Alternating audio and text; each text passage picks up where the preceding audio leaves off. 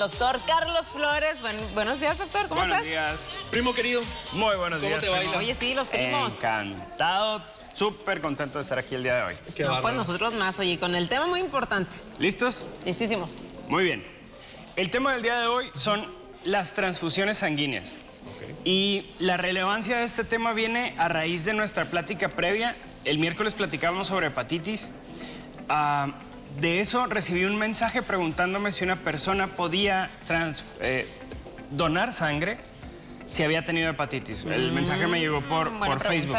Entonces, esto nos dio pauta para el tema del día de hoy, que es específicamente la transfusión sanguínea, y para algunos otros temas que vamos a tocar en las siguientes semanas relacionados con estas enfermedades que pudieran restringirnos de hacer donaciones de sangre y algunas otras cosas. Entonces, vamos a irlo platicando paso a paso para tener tiempo suficiente, pero hoy empezamos por las transfusiones.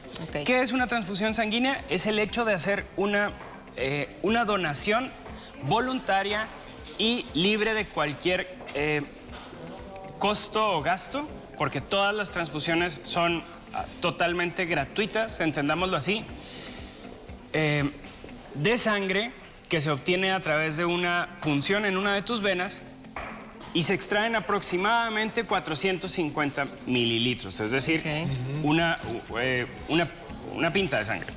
Entonces, ¿por qué es relevante el volumen y por qué es relevante esto de que es gratuita? Sencillamente porque hay algunos bancos de sangre en los que tú, cuando necesites sangre, vas y haces una adquisición, podríamos decirle, en la que tienes que dejar una garantía, que es una cantidad de dinero. Y si tú llevas una muestra de sangre para reemplazar esa por la que dejaste la garantía, ellos te van a regresar el dinero. Entonces, por eso me parece importante dejar claro que cuando tú donas sangre, a ti no te pagan. Entendámoslo así. Nunca jamás en la vida. En México está prohibido. Así de sencillo.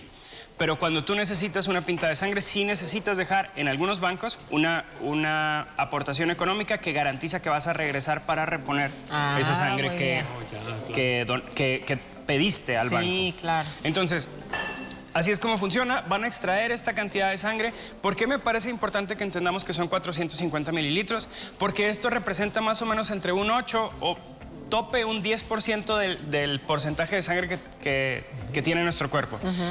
¿Por qué es relevante esto?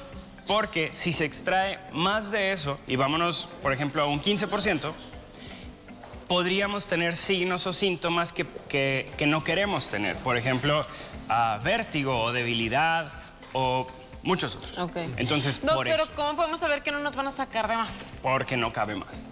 O sea, en la bolsita, eso es una gran garantía, exacto. Sí, porque a veces tú no sabes ni qué y te sacan y tampoco es como que la vayas a pesar cuando lo quiten. Claro, entonces, ¿cuál sería nuestra certeza? No cabe más en la bolsita. Entonces, una bolsa llena es una pinta, son menos de medio litro. Doc, ¿cuáles son los factores que te prohíben o que te limitan como un donador de sangre? Hay muchísimos. Empezando por la hepatitis, que fue la causa de que empezáramos a platicar en este tema. La hepatitis, si tuviste hepatitis tipo A, y estoy hablándote de los parámetros que da Secretaría de Salud a través de la página de Gobierno Federal.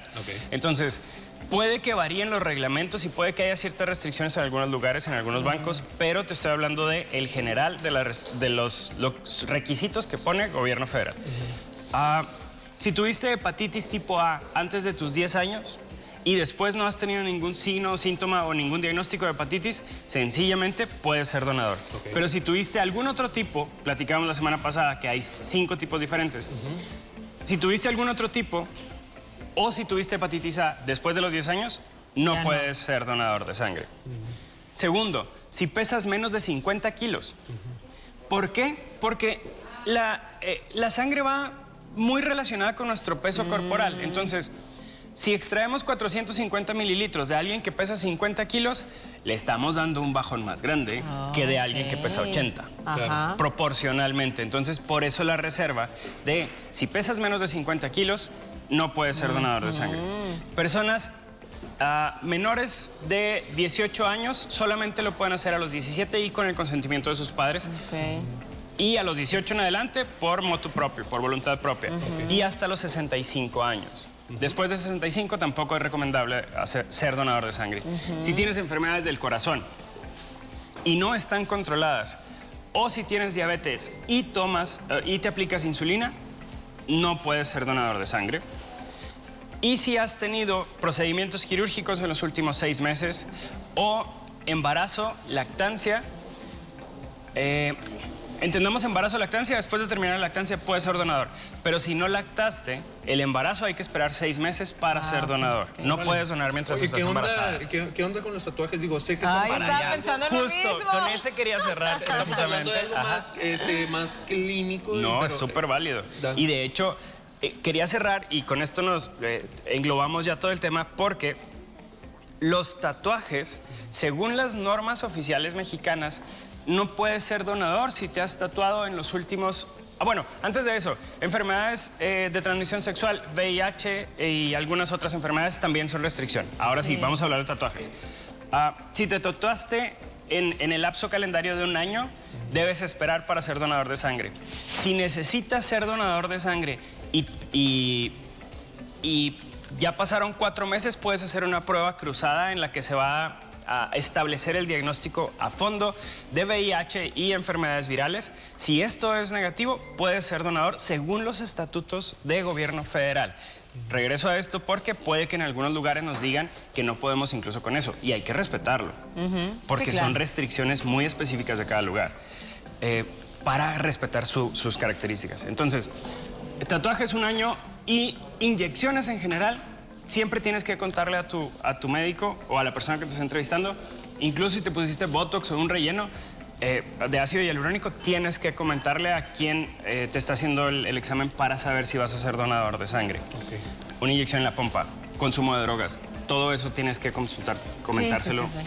francamente. Sí, claro, y hay que ser responsables, ¿no? Y ahí voy a donar y me hago como que no les digo nada y no pasa Sí, nada. puedes desatar en otras cosas. Ahora bien, también hay filtros muy estrictos, ¿no? Que aunque pases algunos, los básicos te hacen primero una prueba, ¿no, Doc? Sí. Y ya después dicen, sí, puedes o Ándale. no puedes de todos modos. Pues ahí está la información. Muchas gracias, mi Doc. Súper, encantado. El miércoles seguimos platicando de estos Desencantado. asuntos. No,